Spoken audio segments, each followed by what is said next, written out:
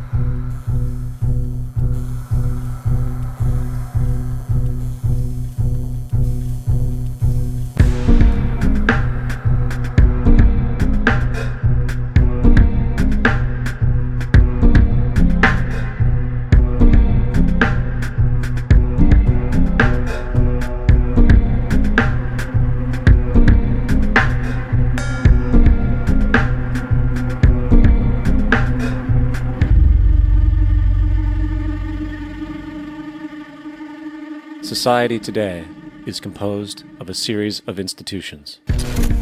From political institutions, legal institutions, religious institutions, to institutions of social class, familial values, and occupational specialization, it is obvious the profound influence these traditionalized structures have in shaping our understandings and perspectives.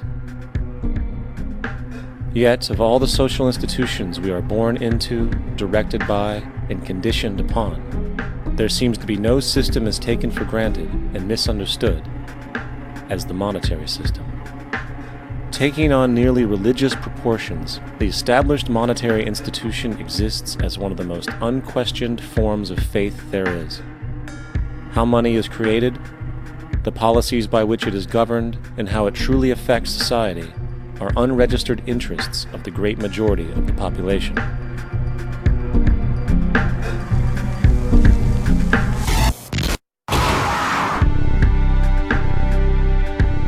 In a world where 1% of the population owns 40% of the planet's wealth, in a world where 34,000 children die every single day from poverty and preventable diseases, and where 50% of the world's population lives on less than $2 a day, one thing is clear: something is very wrong. And whether we are aware of it or not, the lifeblood of all of our established institutions, and thus society itself, is money. Therefore, understanding this institution of monetary policy is critical to understanding why our lives are the way they are. Unfortunately, economics is often viewed with confusion and boredom. Endless streams of financial jargon coupled with intimidating mathematics quickly deters people from attempts at understanding it. However, the fact is, the complexity associated with the financial system is a mere mask, designed to conceal one of the most socially paralyzing structures humanity has ever endured.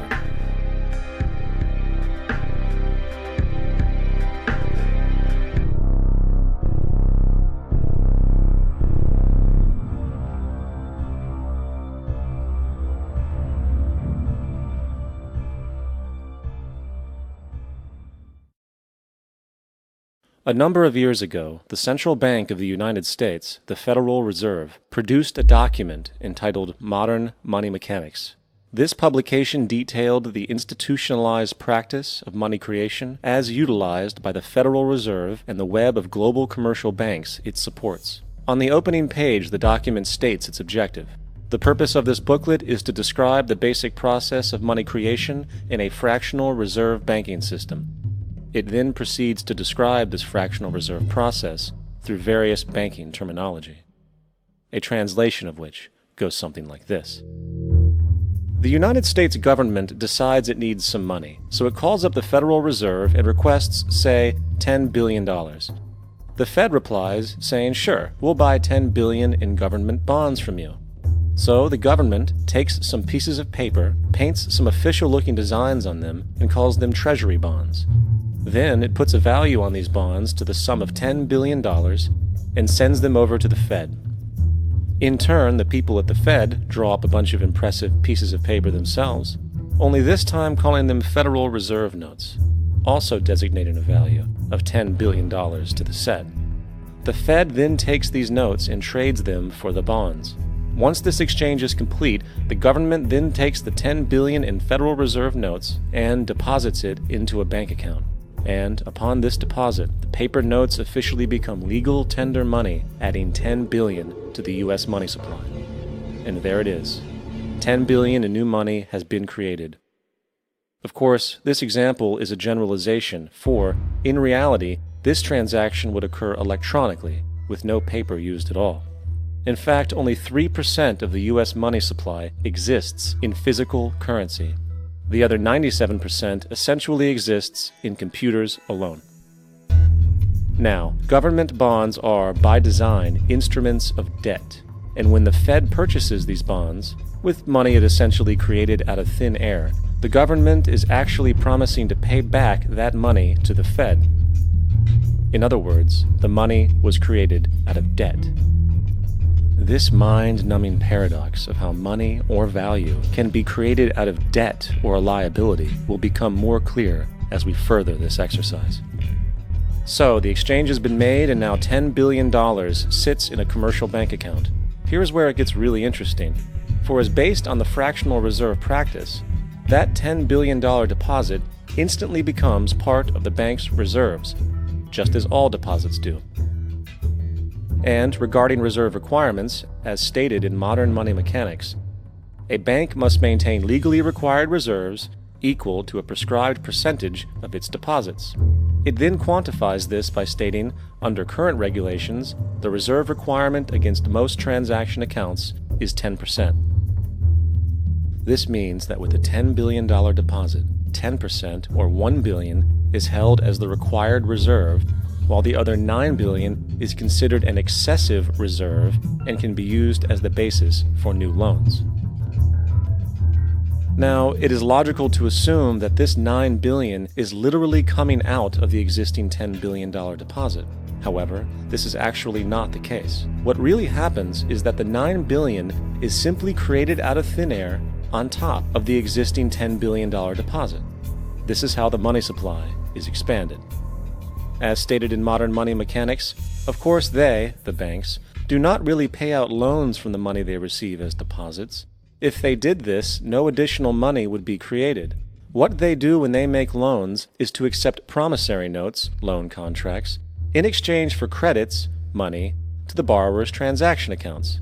In other words, the $9 billion can be created out of nothing simply because there is a demand for such a loan and that there is a $10 billion deposit to satisfy the reserve requirements.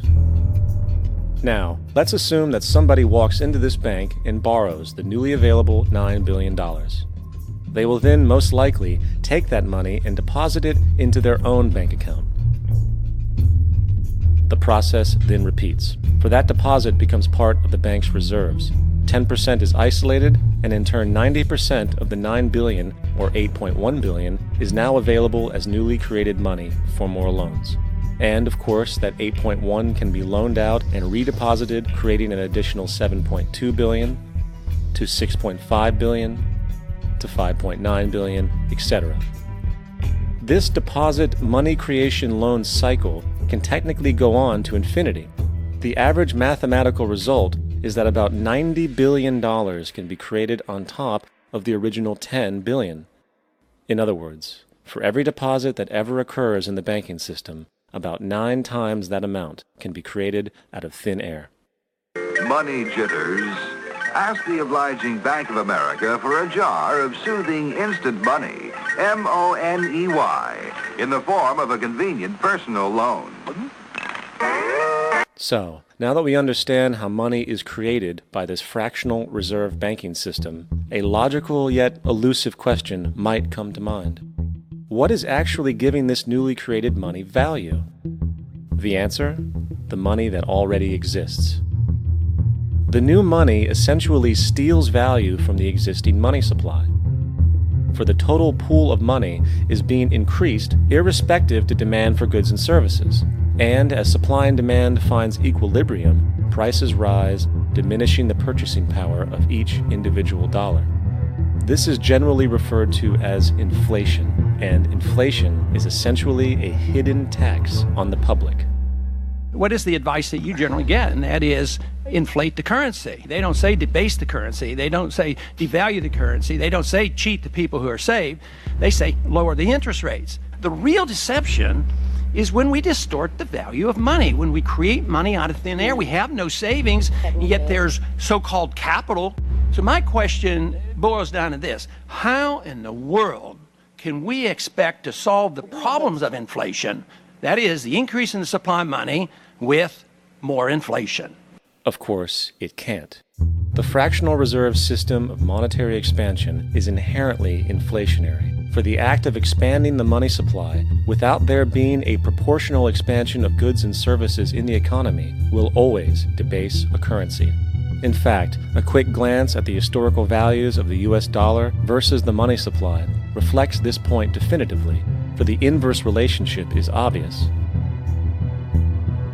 $1 in 1913 required $21.60 in 2007 to match value.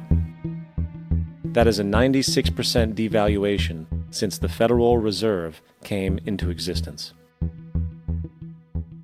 Now, if this reality of inherent and perpetual inflation seems absurd and economically self-defeating, hold that thought, for absurdity is an understatement in regard to how our financial system really operates. For in our financial system, money is debt. And debt is money. Here is a chart of the U.S. money supply from 1950 to 2006. Here is a chart of the U.S. national debt for the same period. How interesting it is that the trends are virtually the same. For the more money there is, the more debt there is. The more debt there is, the more money there is. To put it a different way, every single dollar in your wallet is owed to somebody by somebody. For remember, the only way the money can come into existence is from loans. Therefore, if everyone in the country were able to pay off all debts, including the government, there would not be $1 in circulation.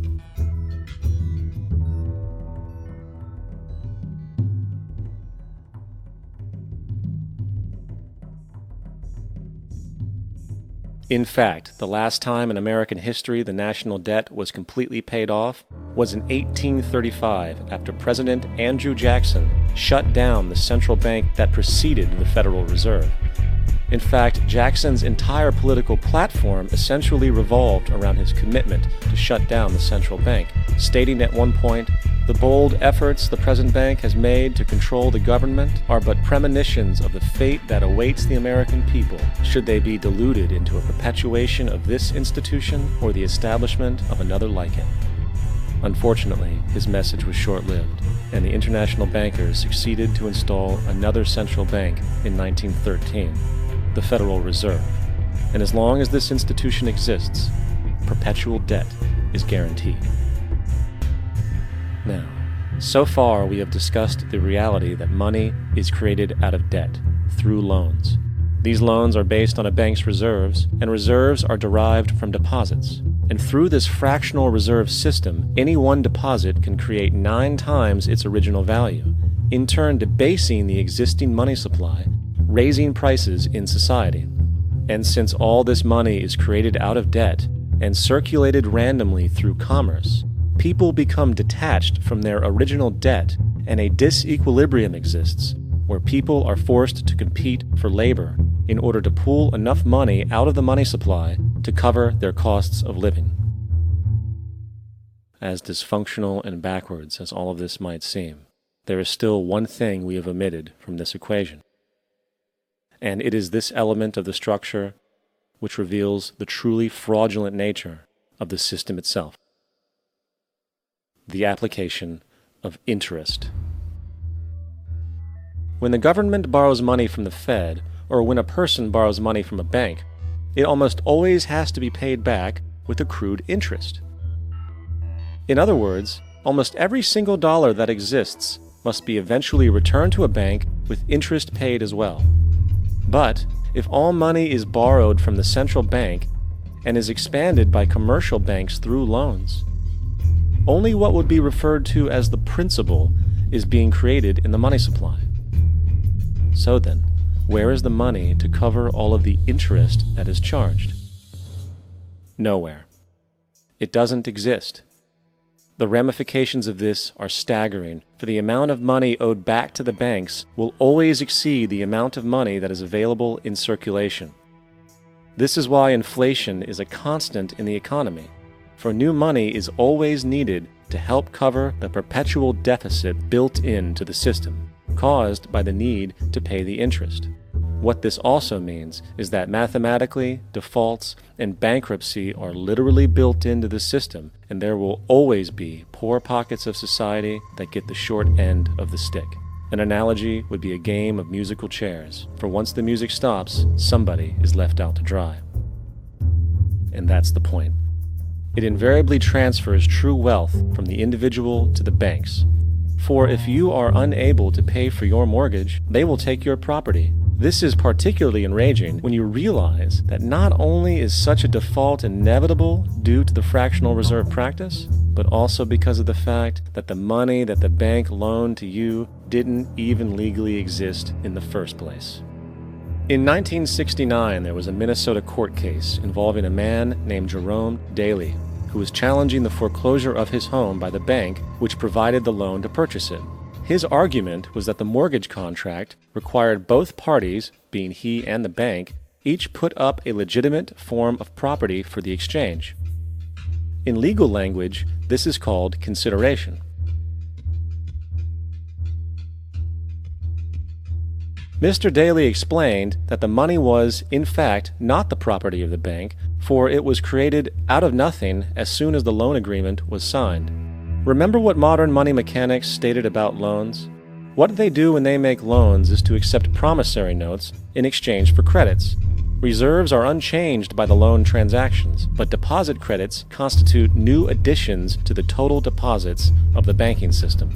In other words, the money doesn't come out of their existing assets. the bank is simply inventing it, putting up nothing of its own except for a theoretical liability on paper.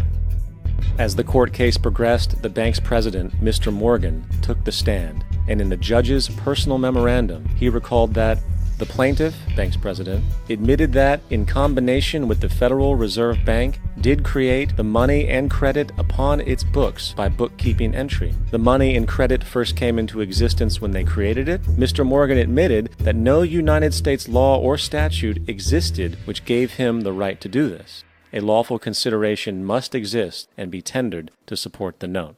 The jury found that there was no lawful consideration, and I agree. He also poetically added, "Only God can create something of value out of nothing." And upon this revelation, the court rejected the bank's claim for foreclosure, and Daly kept his home. The implications of this court decision are immense. For every time you borrow money from a bank, whether it is a mortgage loan or a credit card charge, the money given to you is not only counterfeit, it is an illegitimate form of consideration, and hence voids the contract to repay, for the bank never had the money as property to begin with. Unfortunately, such legal realizations are suppressed and ignored, and the game of perpetual wealth transfer and perpetual debt continues. And this brings us to the ultimate question: why? During the American Civil War, President Lincoln bypassed the high-interest loans offered by the European banks and decided to do what the Founding Fathers advocated, which was to create an independent and inherently debt-free currency. It was called the greenback. Shortly after this measure was taken, an internal document circulated between private British and American banking interests stated, "Slavery is but the owning of labor, and carries with it the care of laborers, while the European plan is that capital shall control labor by controlling wages. This can be done by controlling the money. It will not do to allow the greenback, as we cannot control that." The fractional reserve policy perpetrated by the Federal Reserve, which has spread in practice to the great majority of banks in the world, is, in fact, a system of modern slavery. Think about it. Money is created out of debt. And what do people do when they are in debt? They submit to employment to pay it off. But if money can only be created out of loans, how can society ever be debt-free? It can't. And that's the point. And it is the fear of losing assets coupled with the struggle to keep up with the perpetual debt and inflation inherent in the system, compounded by the inescapable scarcity within the money supply itself, created by the interest that can never be repaid, that keeps the wage slave in line, running on the hamster wheel with millions of others, in effect powering an empire that truly benefits only the elite at the top of the pyramid. For, at the end of the day, who are you really working for?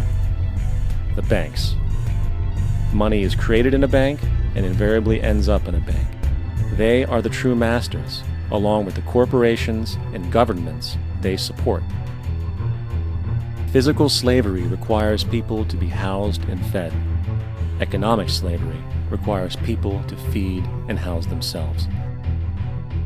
It is one of the most ingenious scams for social manipulation ever created, and at its core, it is an invisible war against the population.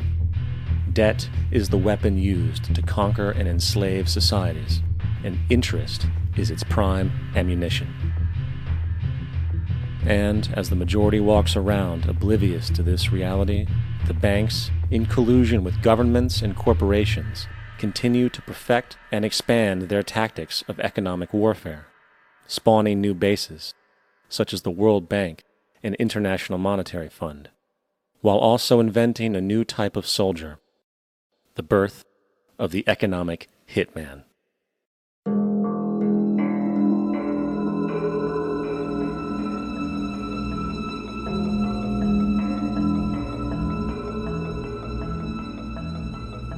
We economic hitmen really have been the ones responsible for creating this first truly global empire. And we work many different ways.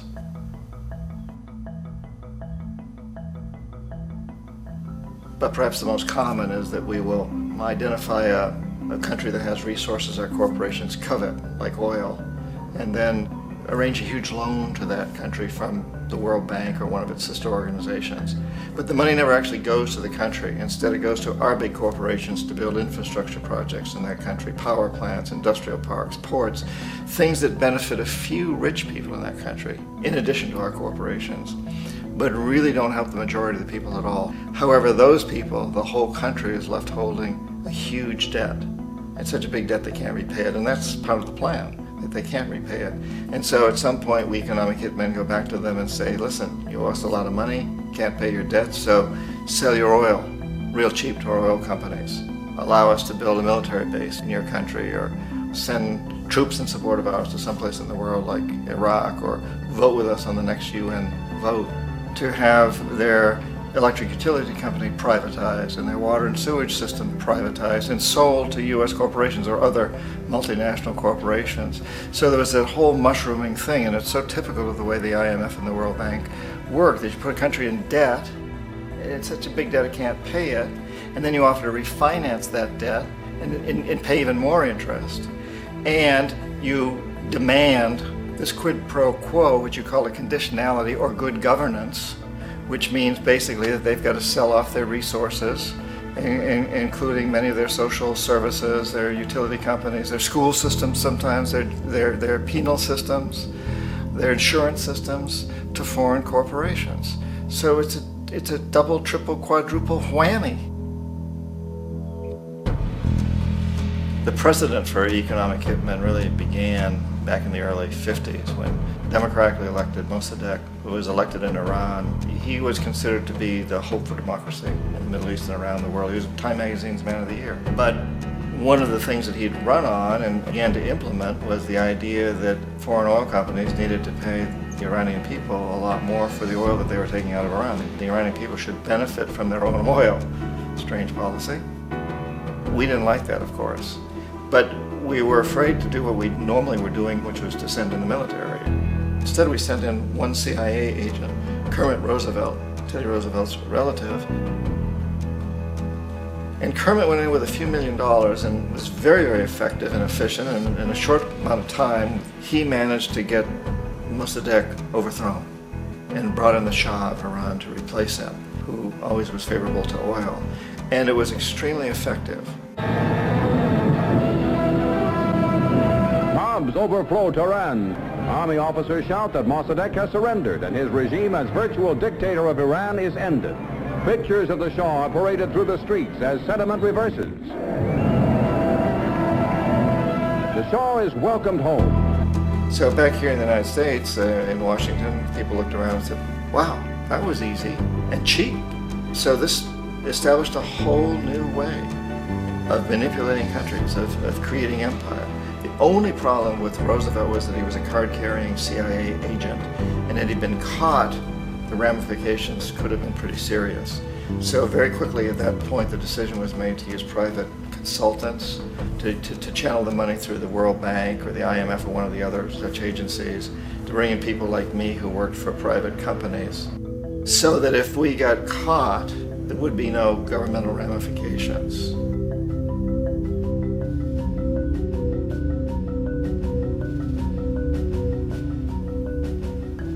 When Arbenz became president of Guatemala, the country was very much under the thumbs of United Fruit Company, the big international corporations. And Arbenz ran on this ticket that says, you know, we want to get the land back to the people. And once he took power, he was implementing policies that would do exactly that, give land rights back to the people. United Fruit didn't like that very much. And so they hired a public relations firm, launched a huge campaign in the United States to convince the United States people, the citizens of the United States, and the press of the United States, and the Congress of the United States, that Arbenz was a Soviet puppet, and that if we allowed him to stay in power, the Soviets would have a foothold in this hemisphere. And that, at that point in time, was a huge fear on everybody's mind, the Red Terror, the Communist Terror. And so, to make a long story short, Out of this public relations campaign came a commitment on the part of the CIA and the military to take this man out.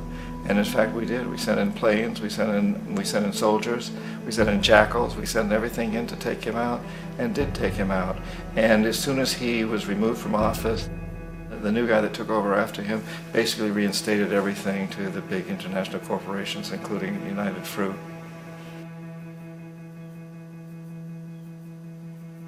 Ecuador for many, many years had been ruled by pro-US dictators, often relatively brutal. Then it was decided that they were going to have a truly democratic election. Jaime Roldos ran for office, and his main goal, he said, as president would be to make sure that Ecuador's resources were used to help the people. And he won, overwhelming, by more votes than anybody had ever won anything in Ecuador. And he began to implement these policies to make sure that the profits from oil went to help the people. Well, we didn't like that in the United States. I was sent down as one of several economic hitmen to change Roldos, to corrupt him, to bring him around, to let him know, okay, you can get very rich, you and your family, if you play our game, but if you continue to try to keep these policies you've promised, you're going to go. He wouldn't listen. He was assassinated. As soon as the plane crashed, the whole area was cordoned off. The only people allowed in were U.S. military from a nearby base and some of the Ecuadorian military. When an investigation was launched, 2 of the key witnesses died in car accidents before they had a chance to testify. A lot of very, very strange things that went on around the assassination of Jaime Roldos. I, like most people who've really looked at this case, have absolutely no doubt that it was an assassination. And of course, in my position as an economic hitman, I was always expecting something to happen to Jaime, whether it be a coup or assassination, I wasn't sure, but that he would be taken down because he was not being corrupted. He would not allow himself to be corrupted the way we wanted to corrupt him. Omar Torrijos, president of Panama, was one of my favorite people. I really, really liked him. He was very charismatic. He was a guy who really wanted to help his country. And when I tried to bribe him or corrupt him, he said, look, John, he called me Juanito. He said, look, Juanito, I don't need the money. What I really need is for my country to be treated fairly. I need for the United States to repay the debts that you owe my people for all the destruction you've done here. I need to be in a position where I can help other Latin American countries win their independence and be free of this terrible presence from the north that you people are exploiting us so badly. I need to have the Panama Canal back in the hands of the Panamanian people. That's what I want. And so, leave me alone. Don't try to bribe me. It was 1981, and in May, Jaime Roldos was assassinated. And Omar was very aware of this. Torrijos got his family together and he said, I'm probably next, but it's okay because I've done what I came here to do. I've renegotiated the canal. The canal will now be in our hands. He just finished negotiating the treaty with Jimmy Carter. In June of that same year, just a couple of months later, he also went down in an airplane crash, which there's no question was executed by CIA-sponsored jackals. Tremendous amount of evidence that one of Torrijos' security guards handed him at the last moment as he was getting on the plane a tape recorder, a small tape recorder that contained a bomb.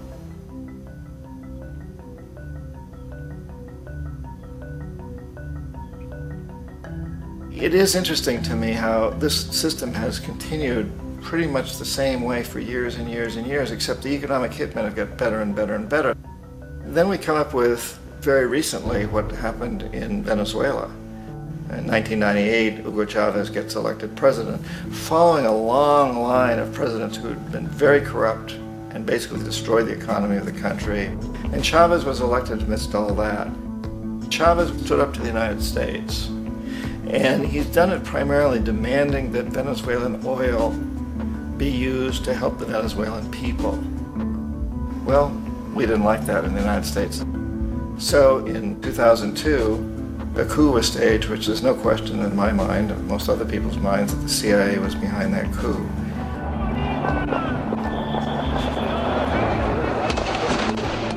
The way that that coup was fomented was very reflective of what Kermit Roosevelt had done in Iran, of paying people to go out into the streets, to riot, to protest, to say this Chavez is very unpopular.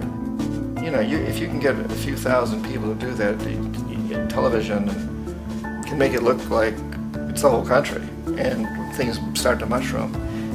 Except in the case of Chavez, he was smart enough, and the people were so strongly behind him that they overcame it, which was a phenomenal moment in the history of Latin America.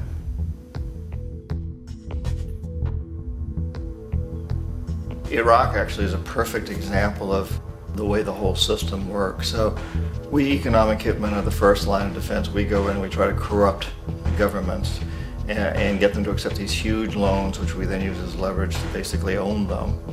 If we fail, as I failed in Panama with Omar Torrijos and in Ecuador with Jaime Roldos, men who refuse to be corrupted, then the second line of defense is we send in the jackals. And the jackals either overthrow governments or they assassinate. And once that happens and a new government comes in, and boy, it's going to toe the line because the new president knows what will happen if he doesn't. In the case of Iraq, both of those things failed. Economic hitmen were not able to get through to Saddam Hussein. We tried very hard. We tried to get him to accept a deal very similar to what the House of Saud had accepted in Saudi Arabia, but he wouldn't accept it. And so the jackals went in to take him out. They couldn't do it. His security was very good. After all, he had one time worked for the CIA. He'd been hired to assassinate a former president of Iraq and failed, but he knew the system.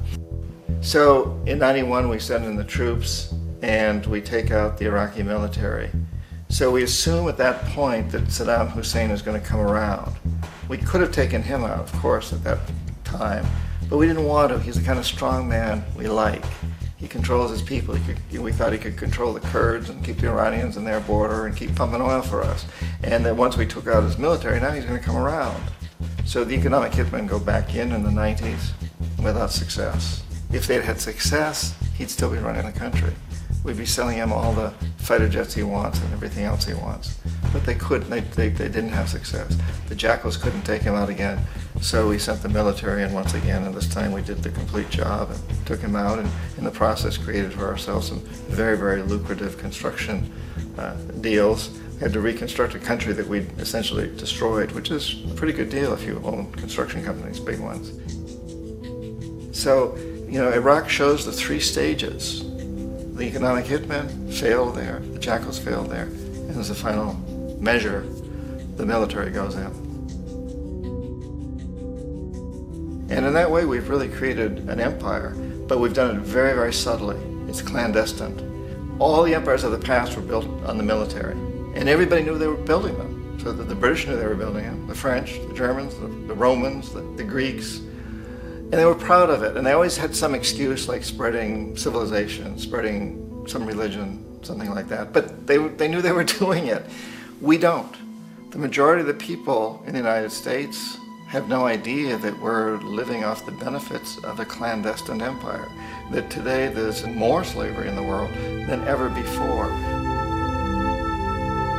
And then you have to ask yourself, well, if it's an empire, then who's the emperor? Obviously, our presidents of the United States are not emperors. An emperor is someone who's not elected, doesn't serve a limited term, and doesn't report to anyone, essentially. So you can't classify our presidents that way. But we do have what I consider to be the equivalent of the emperor, and it's what I call the corporatocracy. The corporatocracy is this group of individuals who run our biggest corporations, and they really act as the emperor of this empire. They control our media, either through direct ownership or advertising. They control most of our politicians because they finance their campaigns, either through their corporations or through personal contributions that come out of the corporations. They're not elected, they don't serve a limited term, they don't report to anybody. And at the very top of the corporatocracy, you really can't tell whether a person's working for a private corporation or the government because they're always moving back and forth. So, you know, you've got a guy who one moment is the president of a big construction company like Halliburton, and the next moment he's vice president of the United States, or the president who is in the oil business. And this is true whether you've got Democrats or Republicans in the office. You have them moving back and forth through the revolving door. And in a way, our government is invisible a lot of the time, and its policies are carried out by our corporations on one level or another. And then again, the policies of the government are basically forged by the corporatocracy and then presented to the government. They become government policy. So it's an incredibly cozy relationship. This isn't a conspiracy theory type of thing. These people don't have to get together and plot to do things. They all basically work under one primary assumption, and that is that they must maximize profits regardless of the social and environmental costs.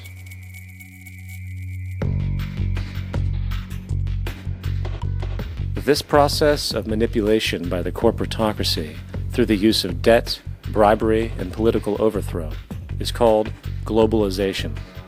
Just as the Federal Reserve keeps the American public in a position of indentured servitude through perpetual debt, inflation, and interest, the World Bank and IMF serve this role on a global scale. The basic scam is simple. Put a country in debt either by its own indiscretion or through corrupting the leader of that country, then impose conditionalities or structural adjustment policies, often consisting of the following. Currency devaluation. When the value of a currency drops, so does everything valued in it. This makes indigenous resources available to predator countries at a fraction of their worth. Large funding cuts for social programs. These usually include education and healthcare, compromising the well-being and integrity of the society, leaving the public vulnerable to exploitation. Privatization of state-owned enterprises. This means that socially important systems can be purchased and regulated by foreign corporations for profit. For example, in 1999, the World Bank insisted that the Bolivian government sell the public water system of its third largest city to a subsidy of the U.S. corporation Bechtel. As soon as this occurred, water bills for the already impoverished local residents skyrocketed. It wasn't until after a full-blown revolt by the people that the Bechtel contract was nullified. Then there is trade liberalization, or the opening up of the economy through removing any restrictions on foreign trade. This allows for a number of abusive economic manifestations, such as transnational corporations bringing in their own mass-produced products, undercutting the indigenous production and ruining local economies. An example is Jamaica, which, after accepting loans and conditionalities from the World Bank, lost its largest cash crop markets due to competition with Western imports. Today, countless farmers are out of work, for they are unable to compete with the large corporations. Another variation is the creation of numerous, seemingly unnoticed, unregulated, inhumane sweatshop factories, which take advantage of the imposed economic hardship. Additionally, due to production deregulation, environmental destruction is perpetual, as a country's resources are often exploited by the indifferent corporations while outputting large amounts of deliberate pollution.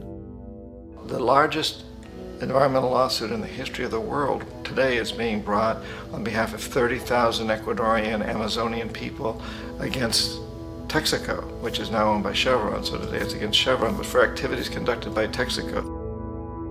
Estimated to be more than 18 times what the Exxon Valdez dumped into the coast of Alaska. In the case of Ecuador, it wasn't an accident. The oil companies did it intentionally. They knew they were doing it to save money out there rather than arranging for proper disposal. Furthermore, a cursory glance at the performance record of the World Bank reveals that the institution, which publicly claims to help poor countries develop and alleviate poverty, has done nothing but increase poverty and the wealth gap, while corporate profits soar. In 1960, the income gap between the fifth of the world's people in the richest countries versus the fifth in the poorest countries was 30 to 1. By 1998, it was 74 to 1. While global GNP rose 40% between 1970 and 1985, those in poverty actually increased by 17%. While from 1985 to 2000, those living on less than $1 a day increased by 18%. Even the Joint Economic Committee of the U.S. Congress admitted that there is a mere 40% success rate of all World Bank projects. In the late 1960s, the World Bank intervened in Ecuador with large loans. During the next 30 years, poverty grew from 50% to 70%. Under or unemployment grew from 15 to 70%. Public debt increased from 240 million to 16 billion, while the share of resources allocated to the poor went from 20% to 6%. In fact, by the year 2000, 50% of Ecuador's national budget had to be allocated for paying its debts. It is important to understand the World Bank is, in fact, a U.S. bank, supporting U.S. interests. For the United States holds veto power over decisions, as it is the largest provider of capital. And where did it get this money? You guessed it. It made it out of thin air through the fractional reserve banking system. Of the world's top 100 economies, as based on annual GDP, 51 are corporations, and 47 of that 51 are U.S.-based. Walmart, General Motors, and Exxon are more economically powerful than Saudi Arabia, Poland, Norway, South Africa, Finland, Indonesia, and many others. And as protective trade barriers are broken down, currencies tossed together and manipulated in floating markets, and state economies overturned in favor of open competition and global capitalism, the empire expands. You get up on your little 21-inch screen and howl about America and democracy. There is no America. There is no democracy. There is only IBM and ITT and AT&T and DuPont, Dow, Union Carbide, and Exxon. Those are the nations of the world today. What do you think the Russians talk about in their councils of state? Karl Marx? They get out their linear programming charts, statistical decision theories, Minimax solutions, and compute the price-cost probabilities of their transactions and investments, just like we do. We no longer live in a world of nations and ideologies, Mr. Beale. The world is a college of corporations, inexorably determined by the immutable bylaws of business. The world is a business, Mr. Beale.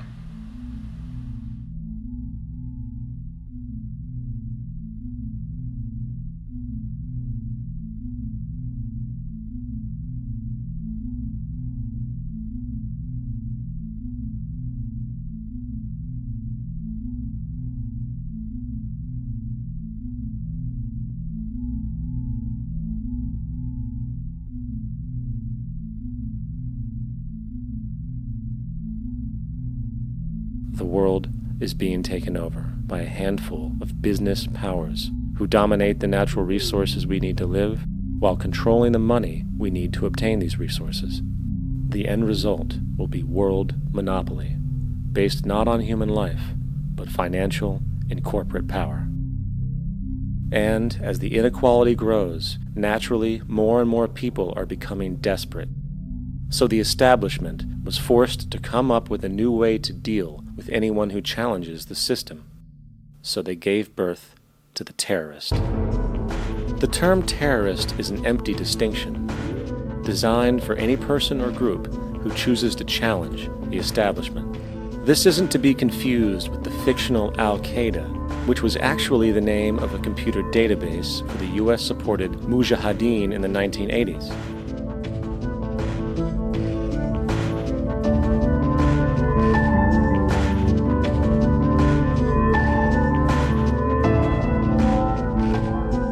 In 2007, the Department of Defense received $161.8 billion for the so-called global war on terrorism. According to the National Counterterrorism Center, in 2004, roughly 2,000 people were killed internationally due to supposed terrorist acts.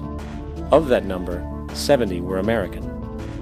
Using this number as a general average, which is extremely generous, it is interesting to note that twice as many people die from peanut allergies a year than from terrorist acts. Concurrently, the leading cause of death in America is coronary heart disease, killing roughly 450,000 each year. And in 2007, the government's allocation of funds for research on this issue was about $3 billion.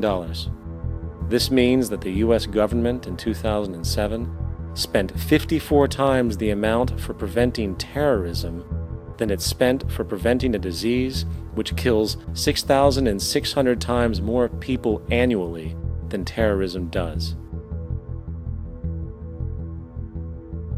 Yet, as the name terrorism and Al-Qaeda are arbitrarily stamped on every news report relating to any action taken against U.S. interests, the myth grows wider. In mid-2008, the U.S. Attorney General actually proposed that the U.S. Congress officially declare war against the fantasy. Not to mention, as of July 2008, there are now over 1 million people currently on the U.S. terrorist watch list. These so-called counterterrorism measures, of course, have nothing to do with social protection, and everything to do with preserving the establishment amongst the growing anti-American sentiment both domestically and internationally, which is legitimately founded on the greed-based corporate empire expansion that is exploiting the world. The true terrorists of our world do not meet at the docks at midnight or scream Allah Akbar before some violent action. The true terrorists of our world wear $5,000 suits and work in the highest positions of finance, government, and business. So, what do? How do we stop a system of greed and corruption that has so much power and momentum?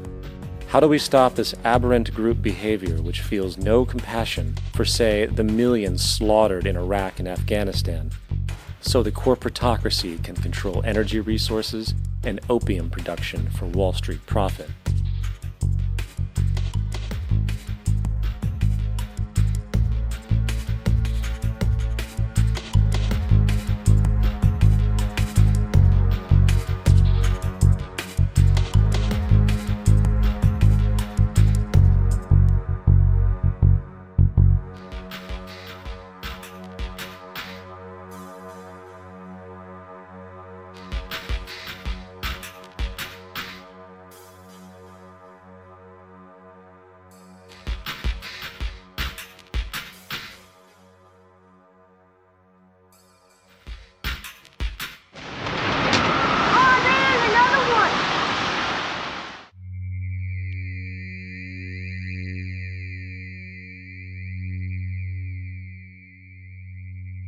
How do we stop a system of greed and corruption that condemns poor populations to sweatshop slavery for the benefit of Madison Avenue? Or that engineers false flag terror attacks for the sake of manipulation? Or that generates built-in modes of social operation which are inherently exploitative? Or that systematically reduces civil liberties and violates human rights in order to protect itself from its own shortcomings? How do we deal with the numerous covert institutions, such as the Council on Foreign Relations, the Trilateral Commission, and the Bilderberg Group, and other undemocratically elected groups which, behind closed doors, collude to control the political, financial, social, and environmental elements of our lives? In order to find the answer, we must first find the true underlying cause. For the fact is, the selfish, corrupt, power, and profit-based groups are not the true source of the problem. They are symptoms.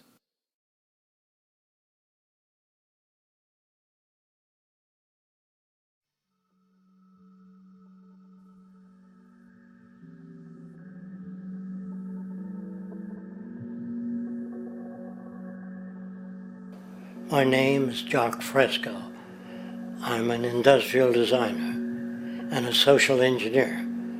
I'm very much interested in society and developing a system that might be sustainable for all people.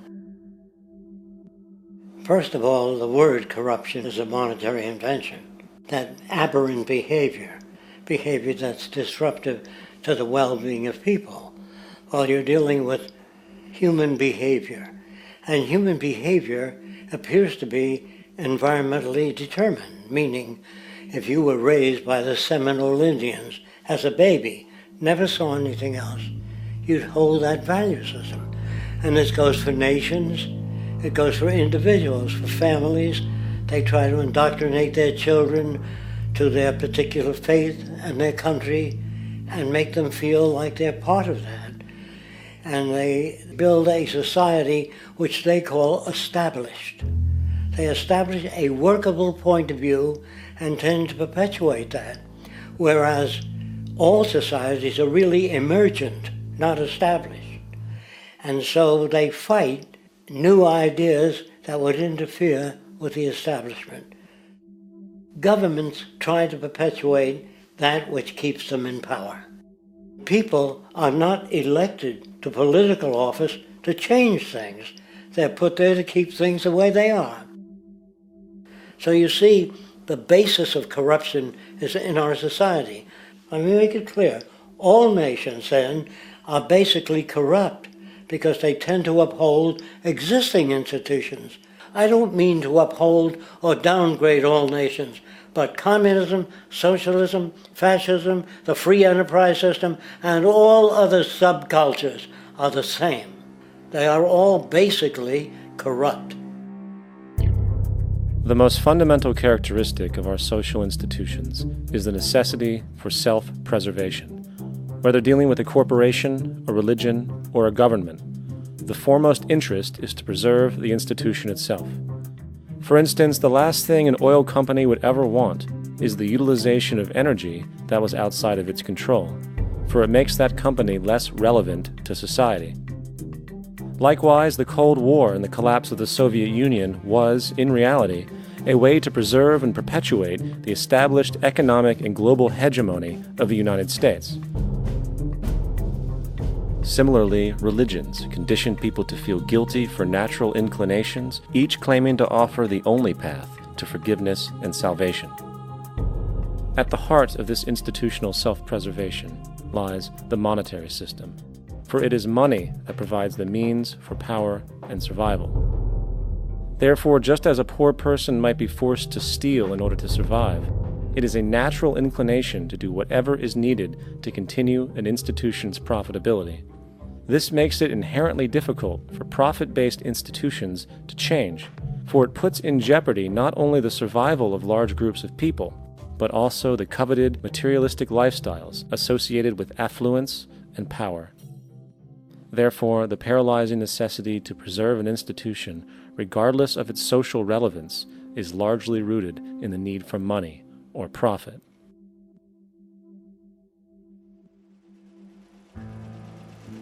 What's in it for me is why people think. And so if a man makes money selling a certain product, naturally he's going to fight the existence of another product that may threaten his institution. Therefore, people cannot be fair, and people do not trust each other. A guy will come over to you and say, I got just the house you're looking for. He's a salesman. When a doctor says, I think your kidney has to come out, I don't know if he's trying to pay off a yacht or that my kidney has to come out. It's hard in a monetary system to trust people. If you came into my store and I said, this lamp that I've got is pretty good, but the lamp next door is much better, I wouldn't be in business very long. It wouldn't work. If I were ethical, it wouldn't work. So when you say industry cares for people, that's not true. They can't afford to be ethical. So your system is not designed to serve the well-being of people. If you still don't understand that, there would be no outsourcing of jobs if they cared about people. Industry does not care. They only hire people because it hasn't been automated yet. So don't talk about decency and ethics. We cannot afford it and remain in business. It is important to point out that regardless of the social system, whether fascist, socialist, capitalist, or communist, the underlying mechanism is still money, labor, and competition. Communist China is no less capitalistic than the United States, The only difference is the degree by which the state intervenes in enterprise. The reality is that monetaryism, so to speak, is the true mechanism that guides the interests of all the countries on the planet. The most aggressive and hence dominant variation of this monetaryism is the free enterprise system. The fundamental perspective, as put forth by early free market economists like Adam Smith, is that self-interest in competition leads to social prosperity, as the act of competition creates incentive, which motivates people to persevere. However, what isn't talked about is how a competition-based economy invariably leads to strategic corruption, power and wealth consolidation, social stratification, technological paralysis, labor abuse, and, ultimately, a covert form of government dictatorship by the rich elite. The word corruption is often defined as moral perversion. If a company dumps toxic waste into the ocean to save money, most people recognize this as corrupt behavior. On a more subtle level, when Walmart moves into a small town and forces small businesses to shut down for they are unable to compete, a gray area emerges. For what exactly is Walmart doing wrong? Why should they care about mom-and-pop organizations they destroy? Yet, even more subtly, when a person gets fired from their job because a new machine has been created which can do the work for less money, people tend to just accept that as the way it is, not seeing the inherent, corrupt inhumanity of such an action. Because the fact is, whether it is dumping toxic waste, having a monopoly enterprise, or downsizing the workforce, the motive is the same: profit. They are all different degrees of the same self-preserving mechanism, which always puts the well-being of people second to monetary gain. Therefore, corruption is not some byproduct of monetaryism. It is the very foundation. And while most people acknowledge this tendency on one level or another, the majority remains naive as to the broad ramifications of having such a selfish mechanism as the guiding mentality in society. Internal documents show that after this company positively, absolutely knew that they had a medication that was infected with the AIDS virus, they took the product off the market in the U.S. and then they dumped it in France, Europe, Asia, and Latin America. The U.S. government allowed it to happen. The FDA allowed this to happen. And now the government is completely looking the other way. Thousands of innocent hemophiliacs have died from the AIDS virus. This company knew absolutely that it was infected with AIDS. They dumped it because they wanted to turn this disaster into a profit. So you see, you have built-in corruption. We're all chiseling off each other, and you can't expect decency in that sort of thing. And feeling that, they don't know who to elect. They think in terms of a democracy, which is not possible in a monetary-based economy. If you have more money to advertise your position, the position you desire in government, that isn't a democracy. It serves those in positions of differential advantage. So it's always a dictatorship of the elitists, the financially wealthy.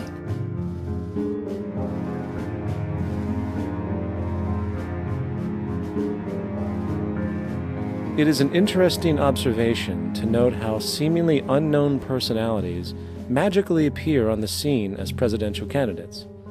Then, before you know it, somehow you are left to choose from a small group of extremely wealthy people who suspiciously have the same broad social view. Obviously, it's a joke. The people placed on the ballot are done so because they have been pre-decided to be acceptable by the established financial powers who actually run the show. Yet, many who understand this illusion of democracy often think, if only we could just get our honest, ethical politicians in power, then we would be okay. Well, while this idea, of course, seems reasonable in our established-oriented worldview, it is, unfortunately, another fallacy. For when it really comes down to what is actually important, the institution of politics, and thus politicians themselves, have absolutely no true relevance as to what makes our world and society function. It's not politicians that can solve problems. They have no technical capabilities. They don't know how to solve problems. Even if they were sincere, they don't know how to solve problems. It's the technicians that produce the desalination plants. It's the technicians that give you electricity, that give you motor vehicles, that heat your house and cool it in the summertime. It's technology that solves problems, not politics. Politics cannot solve problems because they're not trained to do so. Very few people today stop and consider what it is that actually improves their lives. Is it money? Obviously not. One cannot eat money or stuff money into their car to get it to run. Is it politics? All politicians can do is create laws, establish budgets, and declare war. Is it religion? Of course not. Religion creates nothing except intangible emotional solace for those who require it. The true gift that we as human beings have, which has been solely responsible for everything that has improved our lives, is technology. What is technology? Technology is a pencil which allows one to solidify ideas on paper for communication. Technology is an automobile which allows one to travel faster than feet would allow. Technology is a pair of eyeglasses which enables sight for those who need it. Applied technology itself is merely an extension of human attributes which reduces human effort, freeing humans from a particular chore or problem.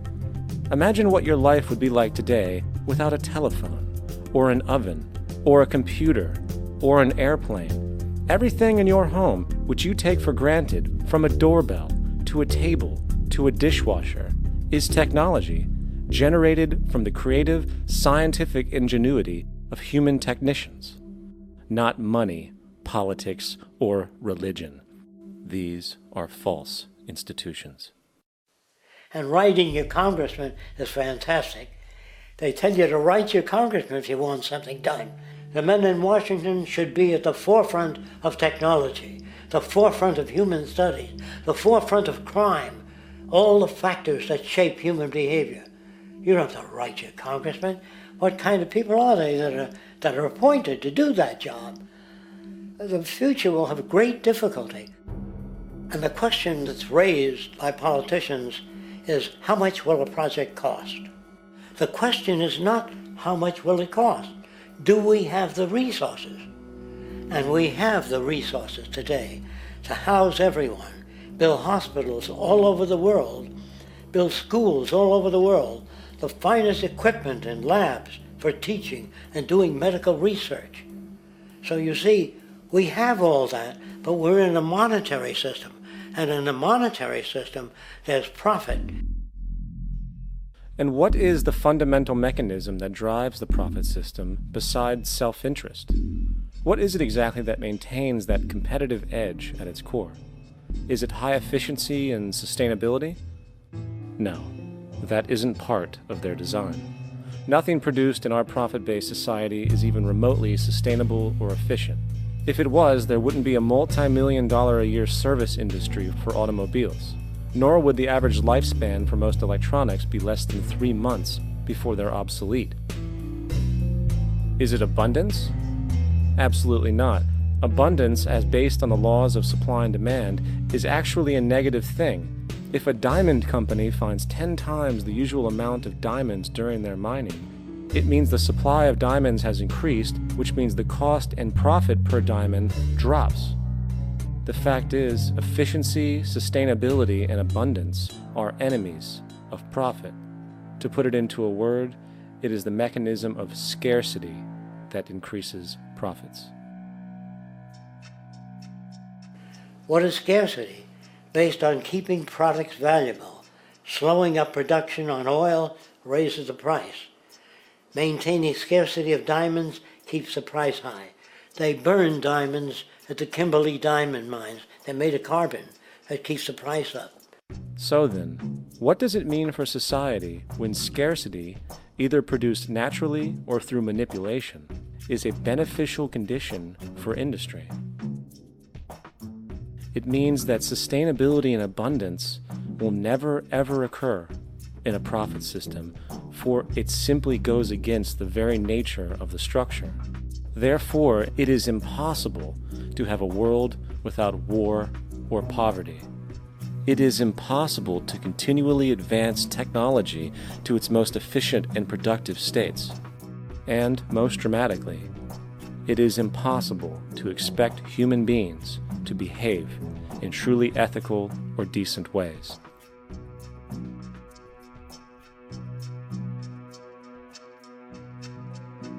People use the word instinct because they can't account for the behavior. They sit back and they evaluate with their lack of knowledge, and they say things like, humans are built a certain way, greed is a natural thing, as though they've worked for years on it, and it's no more natural than wearing clothing. What we want to do is to eliminate the causes of the problems, eliminate the processes that produce greed and bigotry and prejudice and people taking advantage of one another and elitism, eliminating the need for prisons and welfare. We have always had these problems because we have always lived within scarcity and barter and monetary systems that produce scarcity. If you eradicate the conditions that generate what you call socially offensive behavior, it does not exist. The guy said, well, isn't that inborn? No, it's not. There is no human nature, there's human behavior, and that's always been changed throughout history. You're not born with bigotry and greed and corruption and hatred. You pick that up within the society. War, poverty, corruption, hunger, misery, human suffering will not change in a monetary system. That is, there'll be very little significant change. It's going to take the redesign of our culture, our values, and it has to be related to the carrying capacity of the earth, not some human opinion or some politician's notions of the way the world ought to be, or some religious notions of the conduct of human affairs. And that's what the Venus Project is about. The society that we're about to talk about is a society that is free of all the old superstitions, incarceration, prisons, police, cruelty, and law. All laws will disappear, and the professions will disappear that are no longer valid, such as stockbrokers, bankers, advertising, gone forever, because it's no longer relevant. When we understand that it is technology devised by human ingenuity which frees humanity and increases our quality of life, we then realize that the most important focus we can have is on the intelligent management of the Earth's resources.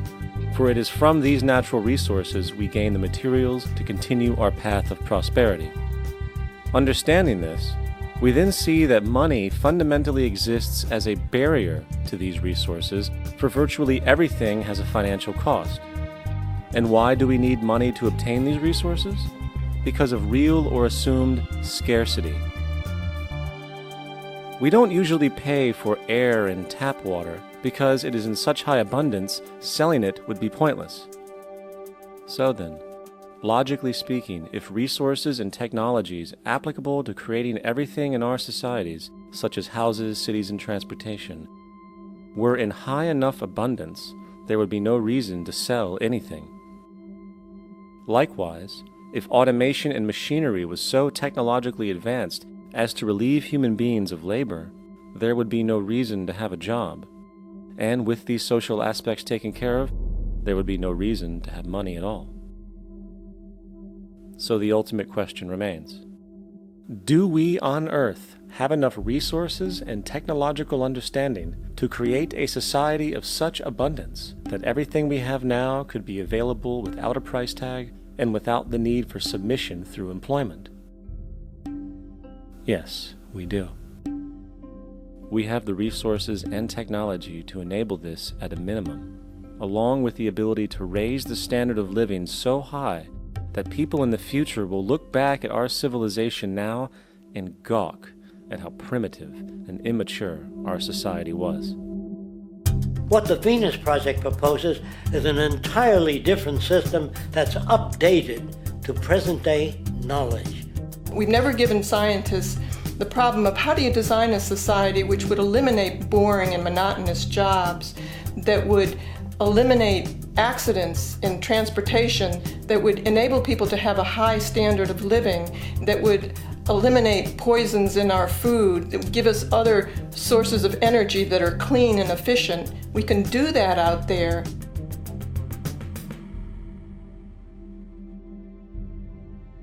The major difference between a resource-based economy and a monetary system is that a resource-based economy is really concerned with people and their well-being, where a monetary system has become so distorted that the concerns of the people are really secondary, if they're there at all. The products that are turned out are for how much money you can get. If there is a problem in society and you can't earn money from solving that problem, then it won't be done. The resource-based economy is really not close to anything that's been tried. And with all our technology today, we can create abundance. It could be used to improve everyone's lifestyle. Abundance all over the world if we use our technology wisely and maintain the environment.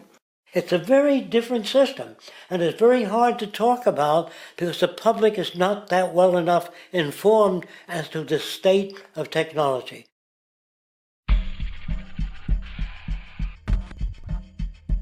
At present, we don't have to burn fossil fuels.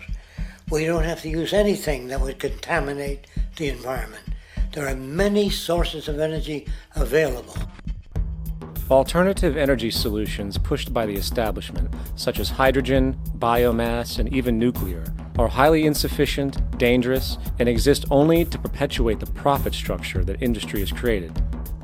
When we look beyond the propaganda and self-serving solutions put forth by the energy companies, we find a seemingly endless stream of clean, abundant, and renewable energy for generating power. Solar and wind energy are well known to the public, but the true potential of these mediums remains unexpressed. Solar energy, derived from the sun, has such abundance that 1 hour of light at high noon contains more energy than what the entire world consumes in a year. If we could capture 1/100% of this energy, the world would never have to use oil, gas, or anything else. The question then is not availability, but the technology to harness it. And there are many advanced mediums today which could accomplish just that, if they were not hindered by the need to compete for market share with the established energy power structures. Then there's wind energy. Wind energy has long been denounced as weak, and due to being location-driven, impractical. This is simply not true. The U.S. Department of Energy admitted in 2007 that if wind was fully harvested in just 3 of America's 50 states, it could power the entire nation. And then there are the rather unknown mediums of tidal and wave power. Tidal power is derived from tidal shifts in the ocean. Installing turbines which capture this movement generates energy. In the United Kingdom, 42 sites are currently noted as available, forecasting that 34% of all the UK's energy could come from tidal power alone. Wave power, which extracts energy from the surface motions of the ocean, is estimated to have a global potential of up to 80,000 terawatt-hours a year. This means 50% of the entire planet's energy usage could be produced from this medium alone. Now, it is important to point out that tidal, wave, solar, and wind power requires virtually no preliminary energy to harness, unlike coal, oil, gas, biomass, hydrogen, and all the others. In combination, these 4 mediums alone, if efficiently harnessed through technology, could power the world forever. That being said, there happens to be another form of clean, renewable energy which trumps them all: geothermal power. Geothermal energy utilizes what is called heat mining, which, through a simple process using water, is able to generate massive amounts of clean energy. In 2006, an MIT report on geothermal energy found that 13,000 zettajoules of power are currently available in the Earth, with the possibility of 2,000 zettajoules being easily tappable with improved technology. The total energy consumption of all the countries on the planet is about half of a zettajoule a year.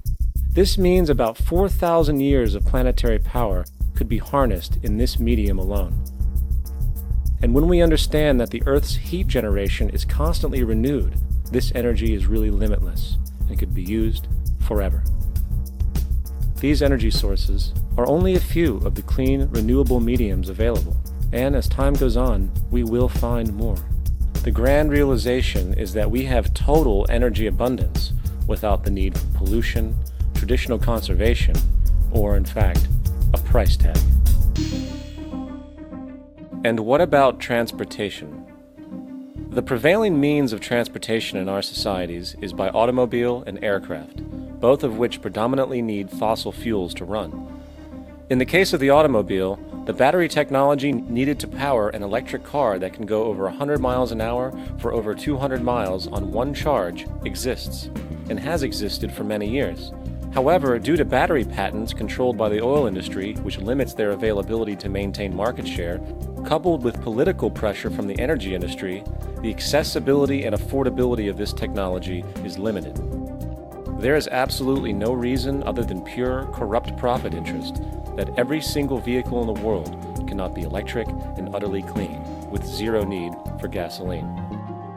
As far as airplanes, it is time we realize that this means of travel is inefficient, cumbersome, slow, and causes far too much pollution. This is a maglev train. It uses magnets for propulsion.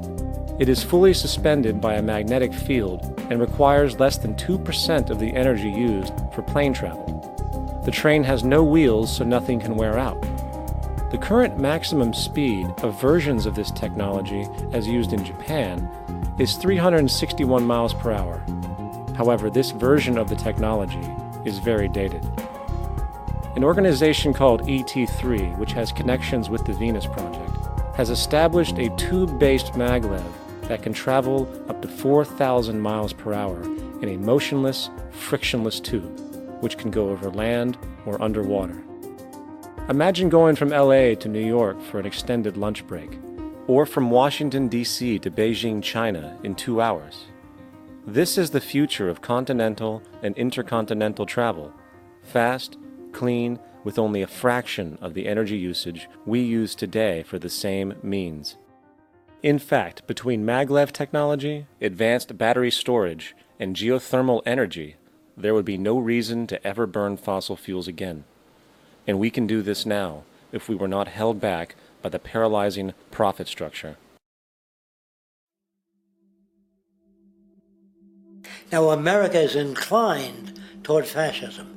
It has a propensity by its dominant philosophy and religion to uphold the fascist point of view.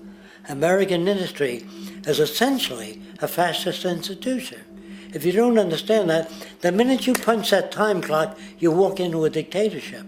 We're given notions about the respectability of work, and I really look at it as being paid slavery. They're brought up to believe that you shall earn your living by the sweat of your brow. That holds people back, freeing people from drudgery, repetitive jobs which make them ignorant. You rob them. In our society, that is a resource-based economy, machines free people. You see, we can't imagine that because we've never known that kind of world. If we look back at history, we see a very clear pattern of machine automation slowly replacing human labor. From the disappearance of the elevator man to the near full automation of an automobile production plant, the fact is, as technology grows, the need for humans in the workforce will continually be diminished. This creates a serious clash, which proves the falseness of the monetary-based labor system. For human employment is in direct competition with technological development.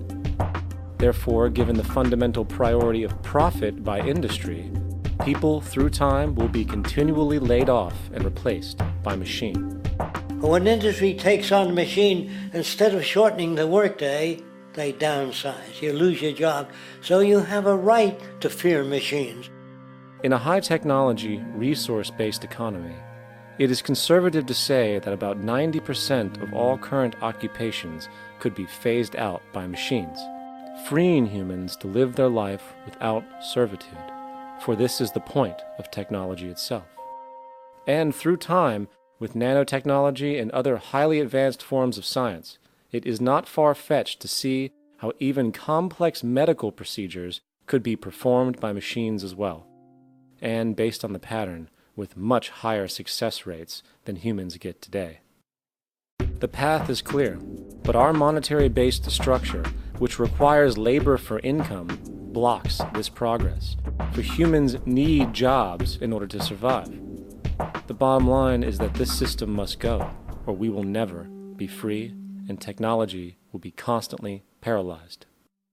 When you have machines that clean out sewers, it frees a human being from doing that. So look at machines as extensions of human performance. Furthermore, many occupations today will have simply no basis to exist in a resource-based economy, such as anything associated with the management of money, advertising, along with the legal system itself. For without money, a great majority of the crimes that are committed today would never occur. Virtually all forms of crime are a consequence of the monetary system, either directly or by neuroses inflicted through financial deprivation. Therefore, laws themselves could eventually become extinct. Instead of putting up a sign, drive carefully, slippery when wet, put abrasive in the highway so it's not slippery when wet. And if a person gets in a car that's drunk and the car oscillates a great deal, there's a little pendulum that swings up and back, and that'll pull the car over to the side. Not a law solution. Put sonar and radar in automobiles so they can't hit one another. Man-made laws are attempts to deal with occurring problems, and not knowing how to solve them, they make a law. In the United States, the most privatized, capitalist country on the planet, it should come as no surprise that it also has the largest prison population in the world, growing every year.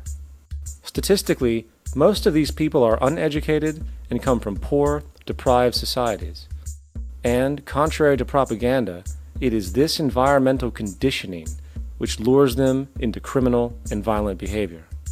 However, society looks the other way in regard to this point. The legal and prison systems are just more examples of how our society avoids examining the root causes of behavior.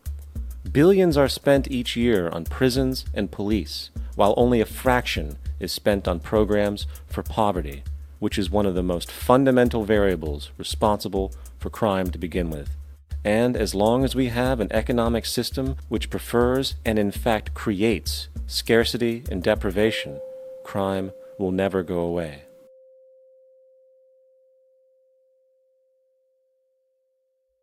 If people have access to the necessities of life without servitude, debt, barter, trade, they behave very differently. You want all these things available without a price tag. Now then, you gotta have a price tag. Well, what'll motivate people? Man gets everything he wants, he just lay around in the sun. This is the myth they perpetuate. People in our culture are trained to believe that the monetary system produces incentive. If they have access to things, why should they want to do anything? They will lose their incentive. That's what you're taught to support the monetary system. When you take money out of the scenario, there would be different incentives, very different incentives. When people have access to the necessities of life, their incentives change. What about the moon and the stars? New incentives arise. If you make a painting that you will enjoy giving it to other people, not selling it.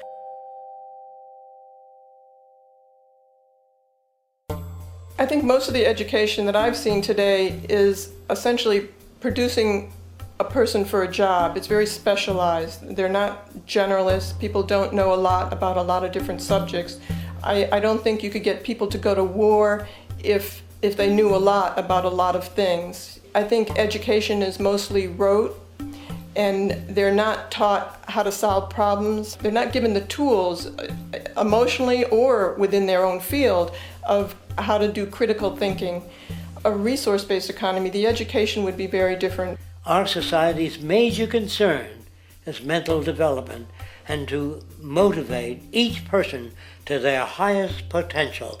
Because our philosophy is the smarter people are, the richer the world, because everybody becomes a contributor. The smarter your kids are, the better my life will be, because they'll be contributing more constructively to the environment and to my life, because everything that we devise within a resource-based economy would be applied to society. There would be nothing to hold it back. Patriotism, weapons, armies, navies, all that is a sign that we're not civilized yet. Kids will ask their parents, didn't you see the necessity of machines? Dad, couldn't you see that war was inevitable when you produce scarcity? Isn't it obvious? Of course the kid will understand that you were pinheads, raised merely to serve the established institutions. We're such an abominable, sick society that we won't make the history book. They just say that large nations took land from smaller nations, used force and violence. You'll get history talked about as corrupt behavior all the way along until the beginning of the civilized world. That's when all the nations work together. World unification, working toward common good for all human beings, and without anyone being subservient to anyone else. Without social stratification, whether it be technical elitism or any other kind of elitism, eradicated from the face of the earth. The state does nothing because there is no state. There is no state. The system I advocate, a resource-based global economy, is not perfect. It's just a lot better than what we have. We can never achieve perfection.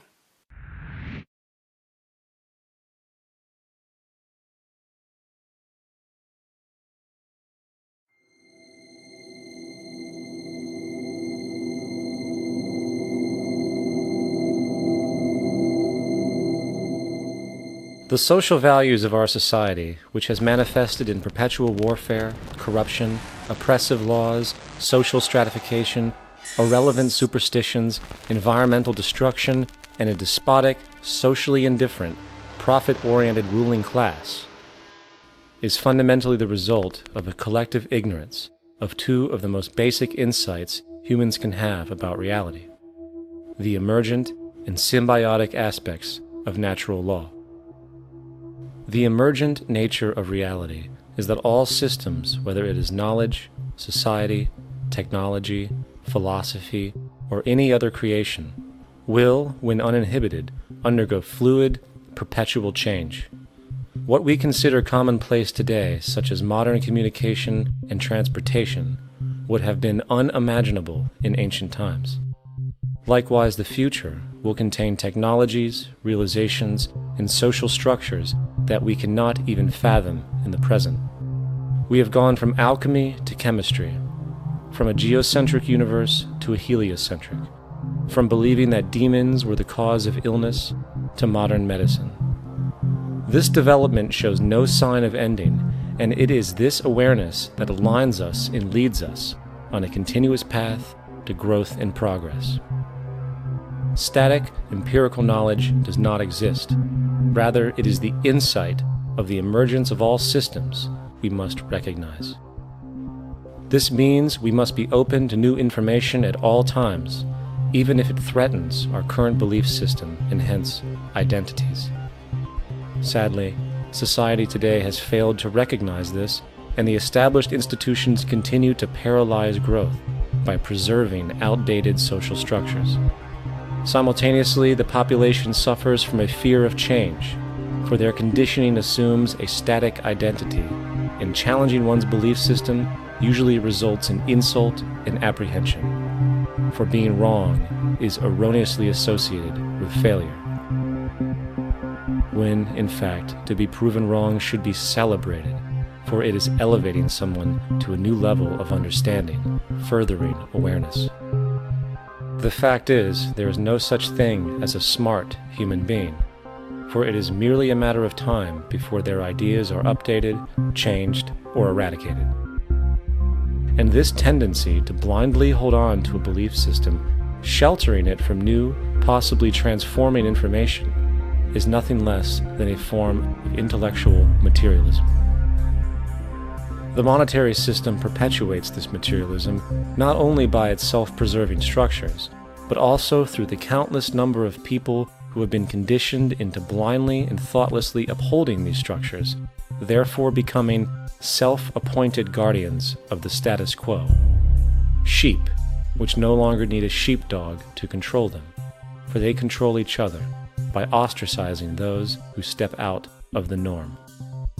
This tendency to resist change and uphold existing institutions for the sake of identity, comfort, power, and profit is completely unsustainable, and will only produce further imbalance, fragmentation, distortion, and invariably, destruction. It's time to change. From hunters and gatherers, to the agricultural revolution, to the industrial revolution, the pattern is clear. It is time for a new social system which reflects the understandings we have today. The monetary system is a product of a period of time where scarcity was a reality.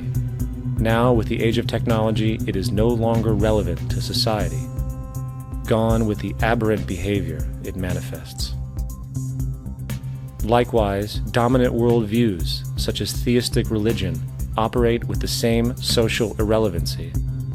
Islam, Christianity, Judaism, Hinduism, and all of the others exist as barriers to personal and social growth, for each group perpetuates a closed worldview, and this finite understanding that they acknowledge is simply not possible in an emergent universe. Yet, religion has succeeded in shutting down the awareness of this emergence by instilling the psychological distortion of faith upon its followers, where logic and new information is rejected in favor of traditionalized, outdated beliefs. The concept of God is really a method of accounting for the nature of things. In the early days, people didn't know enough about how things formed, how nature worked, so they invented their own little stories. And they made God in their own image. A guy that gets angry. When people don't behave right, he creates floods and earthquakes. They say it's an act of God. A cursory glance at the suppressed history of religion reveals that even the foundational myths themselves are emergent culminations, developed through influence over time. For example, a cardinal doctrine of the Christian faith is the death and resurrection of Christ. This notion is so important that the Bible itself states, "And if Christ be not risen, then is our preaching vain, and your faith is also vain." Yet it is very difficult to take this account literally, for not only is there no primary source denoting this supernatural event in secular history, awareness of the enormous number of pre-Christian saviors who also died and were resurrected immediately puts the story in mythological territory by association. Early church figures such as Tertullian went to great lengths to break these associations, even claiming that the devil caused the similarities to occur, stating in the 2nd century, "The devil, whose business is to pervert the truth, mimics the exact circumstance of the divine sacraments. He baptizes his believers and promises forgiveness of sins. He celebrates the oblation of bread and brings in the symbol of the resurrection. Let us therefore acknowledge the craftiness of the devil, who copied certain things of those that be divine." What is truly sad, however, is that when we cease the idea that the stories from Christianity, Judaism, Islam, and all the others are literal history, and accept them for what they really are, which are purely allegorical expressions derived from many faiths, we see that all religions share a common thread, and it is this unifying imperative that needs to be recognized and appreciated. Religious belief has caused more fragmentation and conflict than any other ideology. Christianity alone has 34,000 different subgroups. The Bible is subject to interpretation. When you read it, you say, I think Jesus meant this. I think Job meant that. Oh no, he meant this. So you have the Lutheran, the Seventh-day Adventist, the Catholic, and a church divided is no church at all. And a church divided is no church at all. And this point on division, which is a trademark of all theistic religions, brings us to our second failure of awareness, the false assumption of separation through the rejection of the symbiotic relationship of life. Apart from the understanding that all natural systems are emergent, where all notions of reality will be constantly developed, altered, and even eradicated, we must also understand that all systems are, in fact, invented fragments, merely for the sake of conversation. For there is no such thing as independence in nature. The whole of nature is a unified system of interdependent variables, each a cause and a reaction, existing only as a concentrated whole.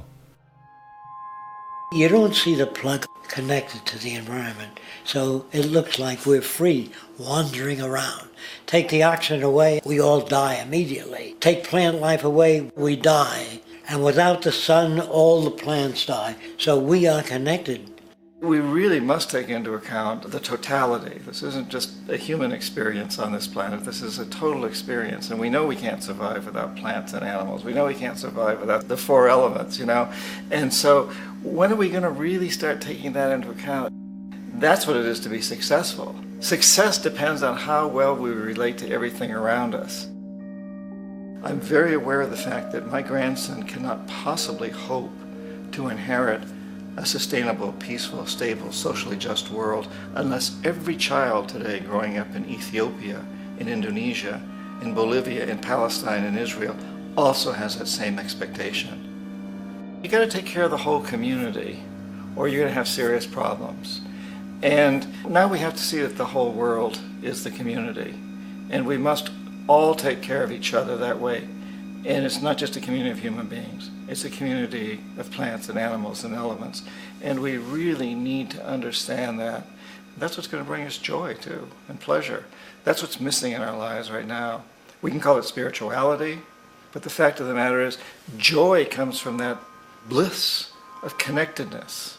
That's our God spirit. That's that side of ourselves that really feels it. And you can feel it deep inside you. It's this amazing, wonderful feeling. And you know it when you get it. You don't get it from money. You get it from connection.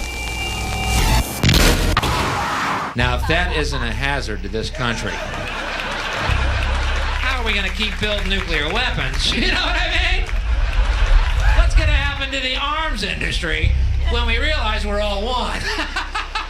It's going to fuck up the economy. The economy that's fake anyway. The economy that's fake anyway. The economy that's fake anyway. The economy that's fake anyway. The economy that's fake anyway. Which would be a real bummer. You can see why the government's cracking down on the idea of experiencing unconditional love.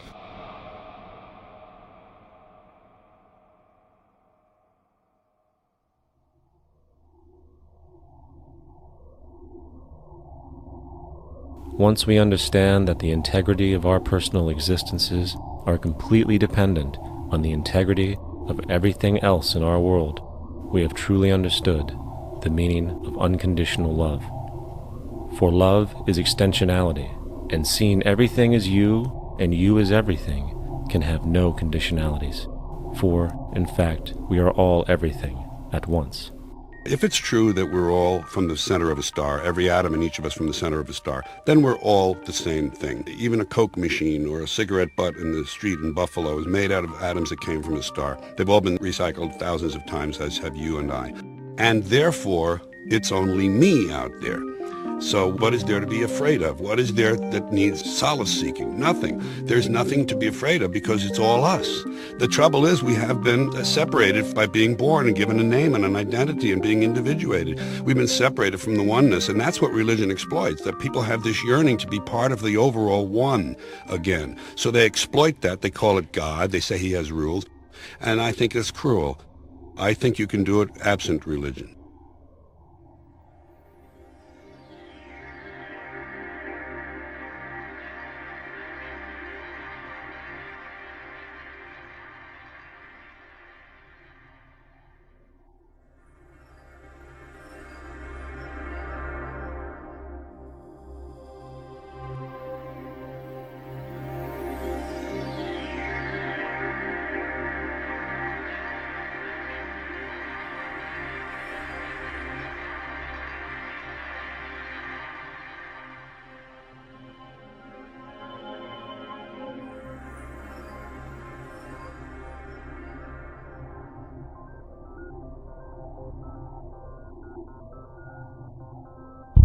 It's time to claim the unity our outmoded social systems have broken apart, and work together to create a sustainable global society where everyone is taken care of and everyone is truly free.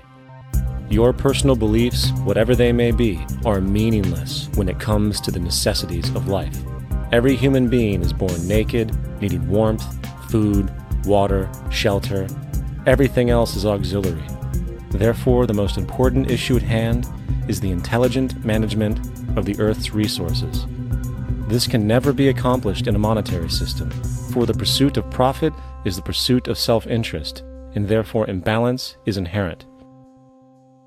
Simultaneously, politicians are useless, for our true problems in life are technical, not political. Furthermore, ideologies that separate humanity, such as religion, need strong reflection in the community in regard to its value, purpose, and social relevancy. Hopefully, through time, religion will lose its materialism and basis in superstition and move into the useful field of philosophy.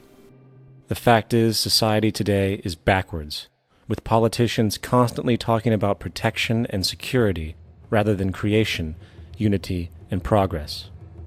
The U.S. alone now spends about $500 billion annually on defense. That is enough to send every high school senior in America to a four-year college. In the 1940s, the Manhattan Project produced the first true weapon of mass destruction. This program employed 130,000 people at an extreme financial cost. Imagine what our life would be like today if that group of scientists, instead of working on a way of killing people, worked on a way to create a self-sustaining, abundant world. Life today would be very, very different if that was their goal. Instead of weapons of mass destruction, it is time to unleash something much more powerful. Weapons of mass creation. Our true divinity is in our ability to create, and armed with the understanding of the symbiotic connections of life, while being guided by the emergent nature of reality, there is nothing we cannot do or accomplish. Of course, we face strong barriers in the form of established power structures that refuse to change.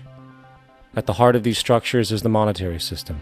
As explained earlier, the fractional reserve policy is a form of slavery through debt, where it is literally impossible for society to be free.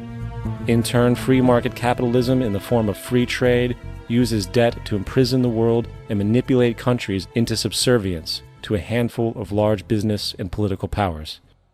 Apart from these obvious amoralities, the system itself is based on competition, which immediately destroys the possibility of large-scale collaborations for the common good, hence paralyzing any attempt at true global sustainability.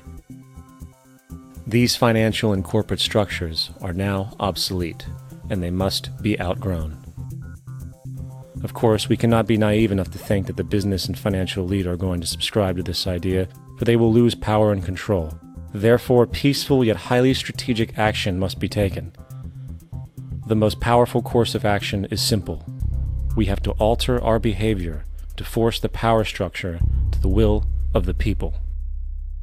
We must stop supporting the system. The only way the establishment will change is by our refusal to participate, while continuously acknowledging its endless flaws and corruptions. They're not going to give up the monetary system because of our designs of what we recommend. The system has to fail, and people have to lose confidence in their elected leaders. That will be a major turning point if the Venus Project is offered as a possible alternative. If not, I fear the consequences. The trends now indicate that our country is going bankrupt. The probability is our country will move toward a military dictatorship to prevent riots and complete social breakdown. Once the U.S. breaks down, all the other cultures will undergo similar things. As of now, the world financial system is on the brink of collapse due to its own shortcomings. The Comptroller of Currency stated in 2003 that the interest on the U.S. national debt will not be affordable in less than 10 years. This theoretically means total bankruptcy for the U.S. economy, and its implications for the world are immense. In turn, the fractional reserve-based monetary system is reaching its theoretical limits of expansion, and the banking failures you are seeing are just the beginning. This is why inflation is skyrocketing, all debt is at record levels, and the government and Fed are hemorrhaging new money to bail out the corrupt system. For the only way to keep the banks going is by making more money. The only way to make more money is to create more debt and inflation. It is simply a matter of time before the tables turn, and there is no one willing to take new loans, while defaults grow, as people are unable to afford their current loans. Then the expansion of money will stop, and contraction will begin on a scale never before seen, ending a century-long pyramid scheme. This has already begun. Therefore, we need to expose this financial failure for what it is, using this weakness to our advantage. Here are some suggestions. Expose the banking fraud. Citibank, JP Morgan Chase, and Bank of America are the most powerful controllers within the corrupt Federal Reserve System. It's time to boycott these institutions. If you have a bank account or a credit card with any of them, move your money to another bank. If you have a mortgage, refinance with another bank. If you own their stock, sell it. If you work for them, quit. This gesture will express contempt for the true powers behind the private banking cartel known as the Federal Reserve, and create awareness about the fraud of the banking system itself. 2. Turn off the TV news. Visit the emerging independent news agencies on the internet for your information. CNN, NBC, ABC, Fox, and all the others present all news pre-filtered to maintain the status quo. With 4 corporations owning all major media outlets, objective information is impossible. This is the true beauty of the internet, and the establishment has been losing control because of this free flow of information. We must protect the internet at all times, as it is truly our savior right now. 3. Don't ever allow yourself, your family, or anyone you know to ever join the military. This is an obsolete institution now used exclusively for maintaining an establishment that is no longer relevant. U.S. soldiers in Iraq work for U.S. corporations, not the people. Propaganda forces us to believe that war is natural and the military is an honorable institution. Well, if war is natural, why are there 18 suicides every single day by American veterans who have post-traumatic stress disorder? If our military men and women are so honored, why is it that 25% of the American homeless population are veterans? 4. Stop supporting the energy companies. If you live in a detached house, get off the grid. Investigate every means of making your home self-sustainable with clean energy.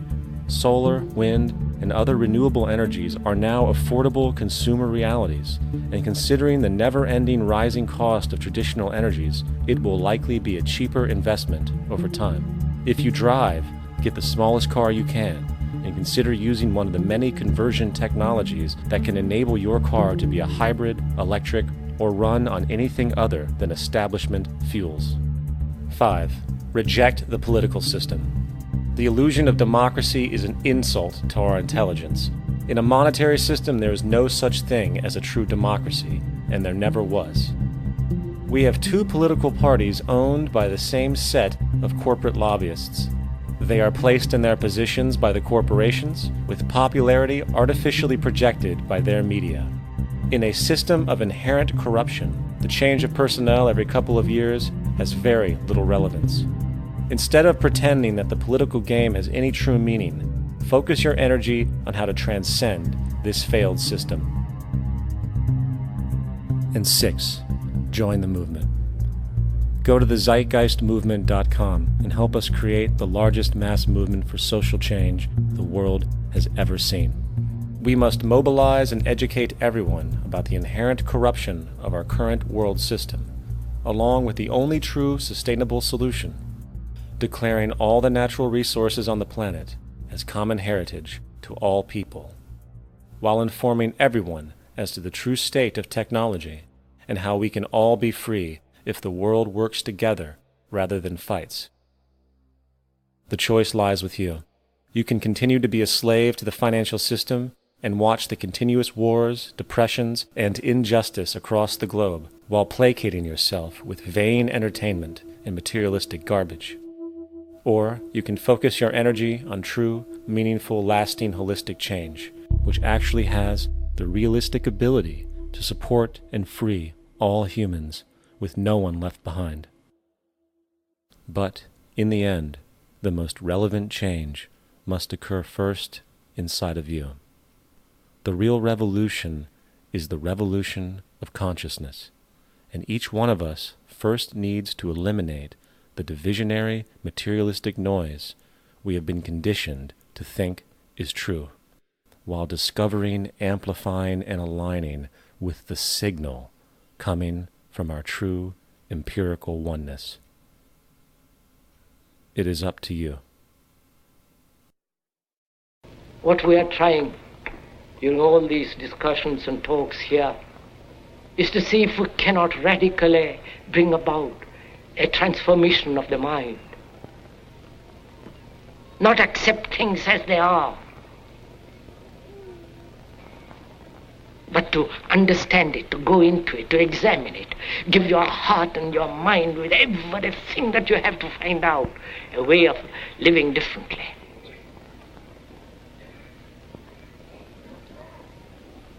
But that depends on you and not somebody else.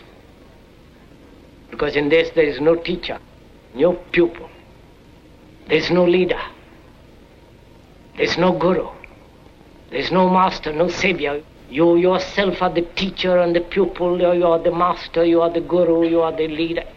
You are everything. And to understand is to transform what is.